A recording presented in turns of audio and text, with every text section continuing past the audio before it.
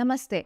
మీ report ప్రకారము మీకు కుడి వైపున 119 డెసిబెల్స్ హియరింగ్ లాస్ అన్నమాట. అంటే ప్రొఫౌండ్ లాస్, డెడ్ ఇయర్. అదే లెఫ్ట్ ఇయర్‌లో 69 డెసిబెల్స్ లాస్, అంటే కాస్తో కూస్తో వినపడుతుంది. ఇటువంటి సినారియోలో మీకు ఏ విధంగా ఉంటుంది అంటే, మాట వినపడుతది గానీ, మాట యొక్క క్లారిటీ, స్పష్టత అస్సలు ఉండదన్నమాట. ఎస్పెషల్లీ ఒక 10 మంది కూర్చొని మాట్లాడుతుంటే ఏమీ అర్థం కాదు. మీకు బెస్ట్ సొల్యూషన్ ఏంటి అంటే బైమోడల్ హియరింగ్. బైమోడల్ హియరింగ్ అంటే మీ కుడి వైపున ఏటువైపు అయితే డెడ్ ఇయర్ ఉందో అటువైపు ఈ కాక్లియర్ ఇంప్లాంట్ అనేది ఫిక్స్ చేస్తానన్నమాట సర్జరీ చేసి. అదే మీ లెఫ్ట్ ఇయర్ లో ఆ కొద్దిపాటి ఉన్న రెసిడ్యువల్ హియరింగ్ లాస్ కి దీనికి లింక్ అయ్యేటటువంటి లింక్ హియరింగ్ ఎయిడ్ పెడతానన్నమాట. ఈ విధంగా చేసినందువల్ల ఏమైతుందంటే, ఈ కాక్లియర్ ఇంప్లాంట్ అనేది మీ మాట యొక్క స్పష్టత అంటే క్లారిటీకి హెల్ప్ చేసేస్తుంది.